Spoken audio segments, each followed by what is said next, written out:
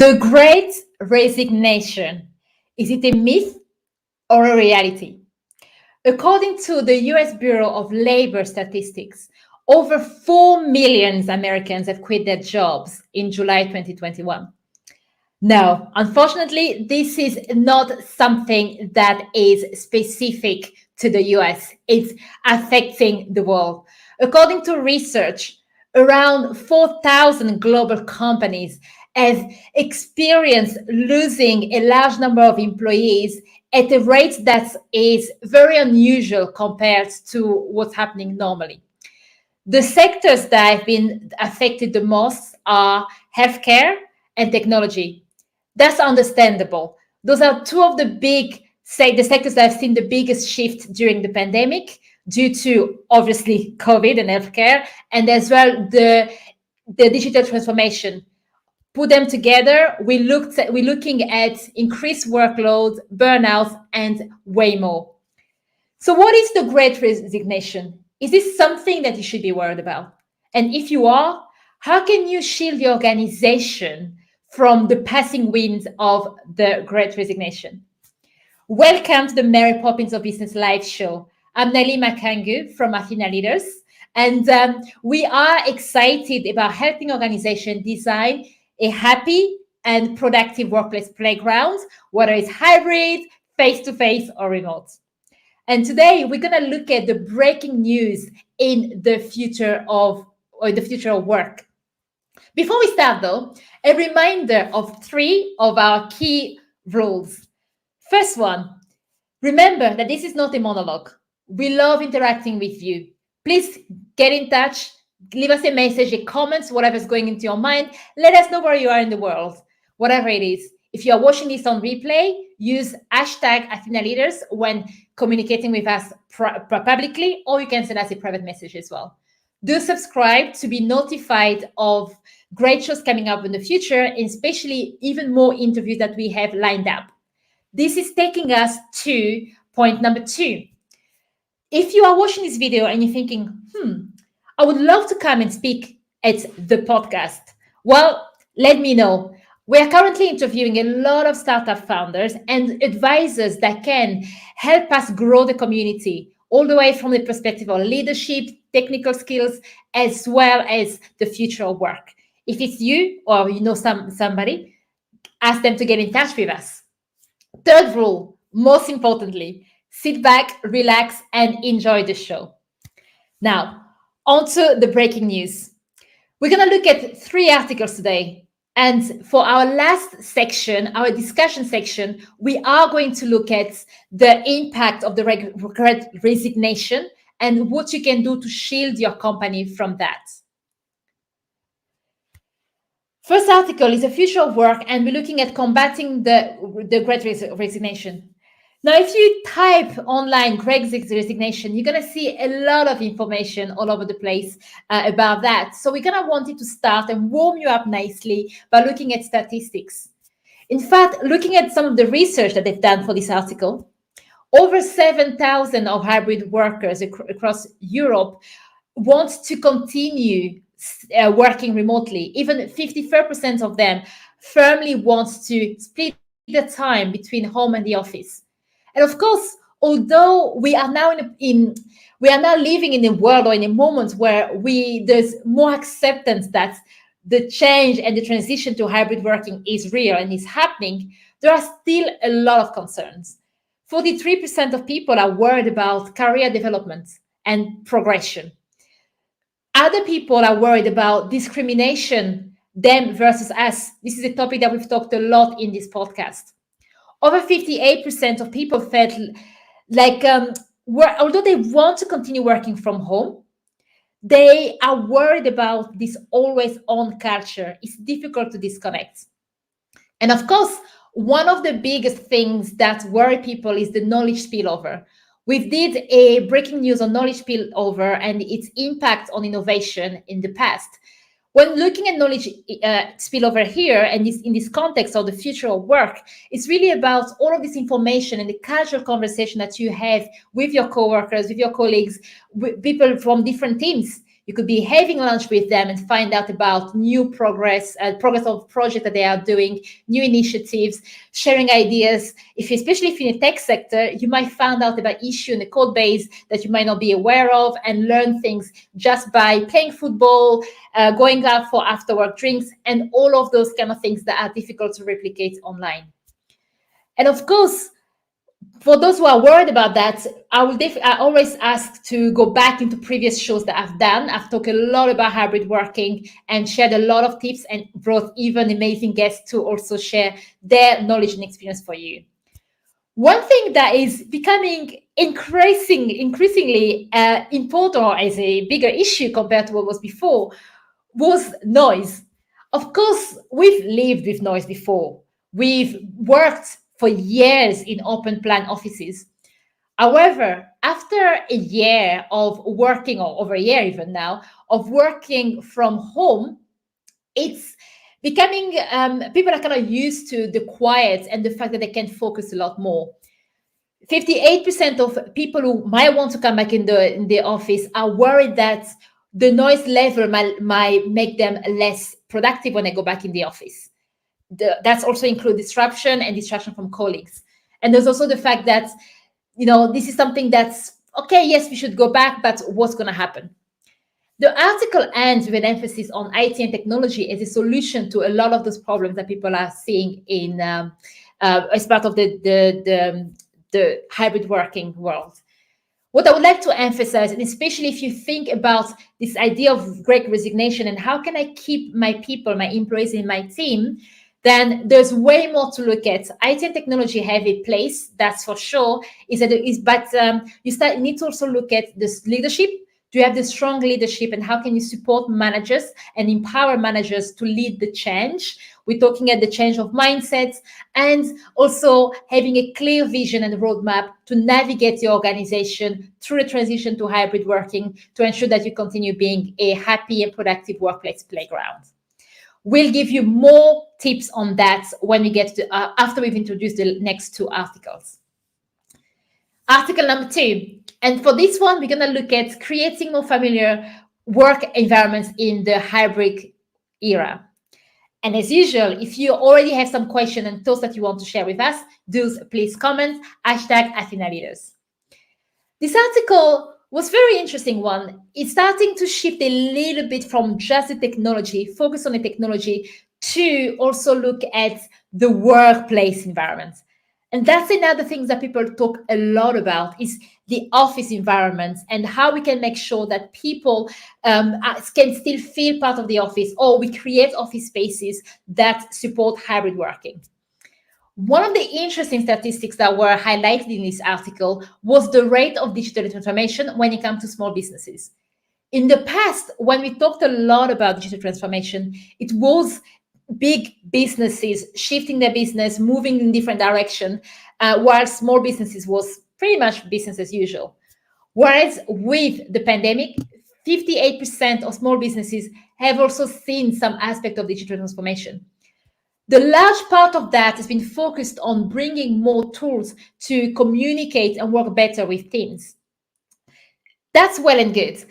One of the questions that came on whilst I was reading this article, and I thought, that's actually something to share with leaders out there, to help them to think differently about, especially if they are a small business, about what are the opportunities that they are missing, and what are the things that if left, but if you're not looking into that, then it could lead to the great resignation happening in your organization as well. For me, the question is simple. Are we losing the opportunity to reinvent what your organization could be doing as you're transitioning to the hybrid working? What I've seen a lot, whether it's online or talking to clients or mentoring clients, is that a lot of organizations have taken what they used to do before and the way they used to do it before, especially when it was more face-to-face, and they moved it online. Exactly the same processes, exactly the same methods, exactly the same number of meetings.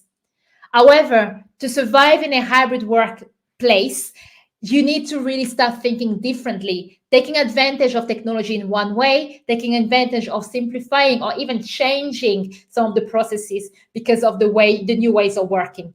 It gives you the opportunity to streamline your business, understand more how you run your operation, and ensure that you are giving your people the tools that will allow them and encourage them to remain in the organization rather than wanting to wander off to new places of work. And article number 3, the final one, the future of the office, pivoting from work to people. And that was really the nature of this article. And in fact, one of the reasons why I picked this is because the first two really focused a lot on IT and technology and office environments. And this one, yeah, of course, touched on these topics, but they've also added a new layer of people. And that's the layer that I'm always even more excited about, and explain to you why whilst we're diving into that, and also look at the bigger part of our discussion coming up very soon. Are you still with me? Yes? Wow. If you still have a question or if you want to find out more, don't forget hashtag Athena Leaders. If you're watching a replay, I will find you. So please don't worry about that. So what did we find and what were we attracted by when we looked at the third article? So this one focused a lot more on the British market. And one thing that they mentioned there was that the UK Prime Minister is promoting increasing wages to help with the shortage in certain industries. Of course, this is some of the industries that they mentioned are quite specific, and the challenges are specific to Brexit in one way. So it might not apply to you if you are in other countries. But what I love about that was to kind of look at or remind you of the different ways of motivating people. Pay is only just one incentive, pay and promotion. They work, of course they work, and there should be something that is part of your package when you are trying to retain people in your organization. But it's not the only tool, and it's not the go-to tool. And in fact, I've walked away from organization before that offered me a lot of money, way like a huge salary increase and a promotion. But it was at the time where I knew I had strong reasons why I needed to move away from the organizations. So it's important to know that if you are going to use the pay and promotion as incentive, you have a plan around it, and you can also ensure that the people that you are retaining within the organization will be motivated. They love the vision, and they will continue to work hard for you. Other aspect that they talked about, which was quite interesting, was looking at how organizations are thinking about the workplace. And again, if you read about, there's a lot of articles I've read this week, and the emphasis about creating attractive workplaces that emphasize collaboration, communication, and knowledge sharing at the expense of workstations that are now becoming the old thing that is a bit boring. One of the great examples that I had was a Glasgow office that installed a pole for people to move from one floor to the kitchen. And I assure you that if I was in that office, I'm not sure whether the pole will keep me to continue working, but whilst I'm in there, I will enjoy that at least 3 times a day.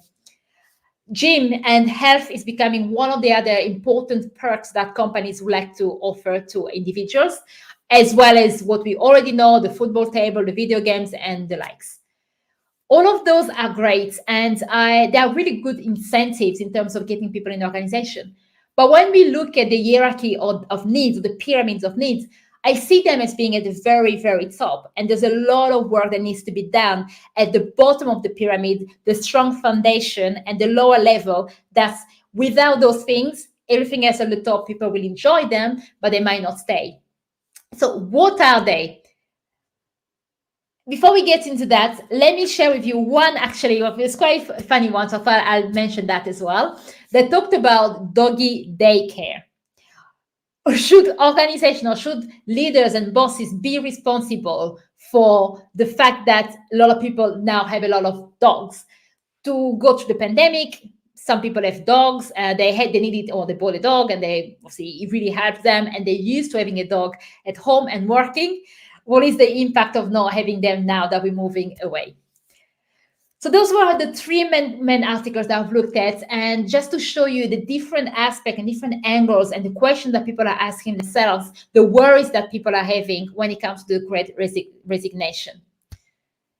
Moving on to the discussion part, what I want to focus on the most is really about the Great Resignation and what can you do to shield yourself, right?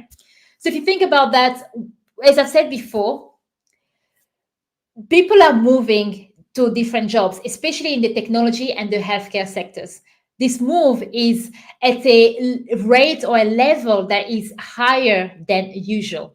So if you are a leader, it's understandable if you are worried and you are wondering how you can shield your people from the passing winds of the great resignation. How can you retain your employee, especially as you are transitioning in the hybrid working and unknown world that could disrupt the culture of the organization?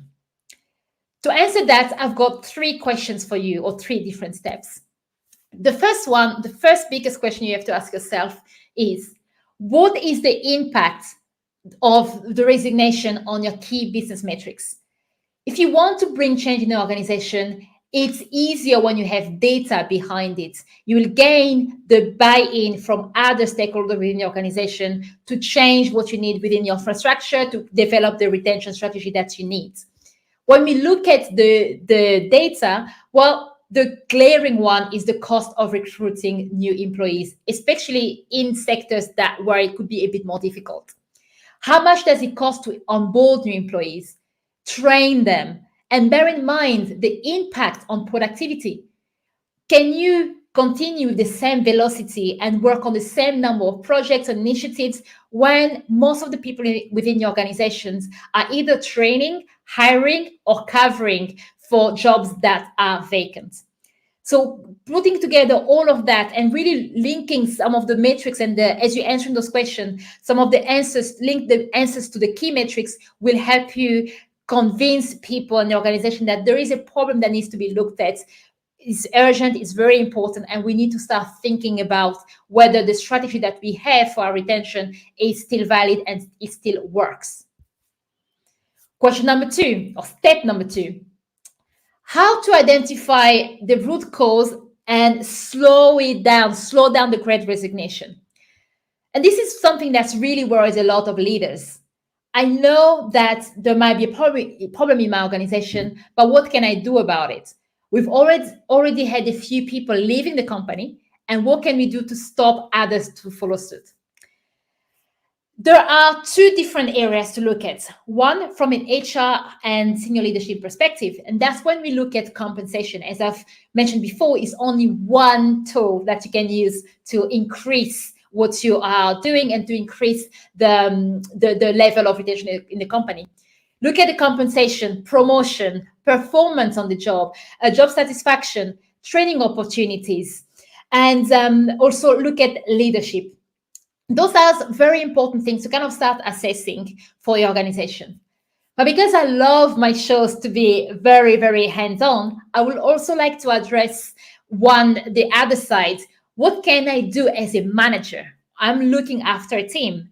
And what can I do, especially if there's a lot of things going on, whether I've got a small or big team, how can I make sure that I retain my people and they don't leave? This is a question that I've had to ask myself as I was managing teams. In fact, I was working for a company, I was contracting for a company as a head of product. And when I inherited the team, it was at a time where there was a lot of tension within the organizations. There were people who wanted to leave the company. I had two product managers, really, really good, talented product managers that wanted to leave, not because they didn't like the vision of the company, but because of all of the organizational problems and the issues, because they didn't feel empowered. At the same time, there were a lot of conflicts between different departments. And I used a step-by-step process, which I now share. If you want to find out about that, I'm happy to send you freebies that we have on that. But I first started by assessing my team. I assess my team in terms of communication, leadership planning, what the work that they were doing to make sure that we understand the problem that we have. Sometimes as a leader, it's tempting to jump in and start fixing things, whereas taking a step back and first understanding the overview of the problems, we then starting looking at how could we solve certain problems. And step three, we created an action plan within the team of short-term goals and long-term goals in terms of changing the environment, changing the culture of the organization, but starting with what I had full control of, changing the culture of the team. So with my team, because we did that together, we had a lot of workshops, to really plan that and also see how this is going to fit in with other part of our work, we're starting by changing how we're operating and giving people the empowerment that they need to own their roles. And from then on, we and I did a lot of work to start moving upward and building the relationship, improving the relationship, and doing similar assessment with the other part of the organization to understand how we can communicate better and work better. The great thing is I did manage to retain both product manager in the company, and a few weeks later, one of them even managed to launch their products finally. So it works. Whether you are a manager worried about losing key talented people in organization, if some of them come to you and says, I'm about to leave, there are tools out there. There are strategies that you can use to retain them as well. So if you are interested, please do reach out to me, #Athena Leaders. But if you would like to reach out to me privately, you can find me on LinkedIn and on pretty much any social media platform. And of course, to finish off, question number 3, and before I even ask the question, now that you've looked at the impact of resignation on your key metrics, you've spoken to the right people in the organization, you've identified the root cause and assessed your teams, you should be building a plan for your retention program. Whether we're looking at it HR perspective and also as a manager, what can you do to change the way you lead your team, or what can you do to deal with the problem and the issue that you have found in the team to retain your people. On to question number 3, and this is a light bulb question. This is not meant for me to ask you any questions, but it's really for you to take away and discuss with your teams.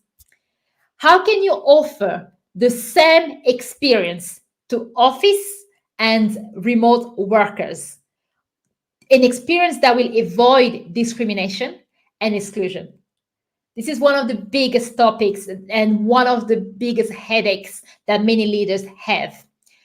Of course, as I've said, I'm not going to answer this. This is really for you to take away. But if you wanted more information on that, I suggest that you listen to our past broadcasts, our past shows that have dealt a lot about these topics, especially when it comes to them versus us, and tips on what leaders can do. You can also find interesting information on our blogs. There you have it. The Great Resignation. Is it a myth or a reality? Based on the research that I've done so far, it is a reality. And I hope that in this show, you have taken some key tips to allow you to move away from that being a strong reality in your organizations to turning the Great Resignation into a myth for your company. If you want more info on any of the material that I've mentioned, do get in touch with me. In the meantime, let's design a happy and productive workplace playground together.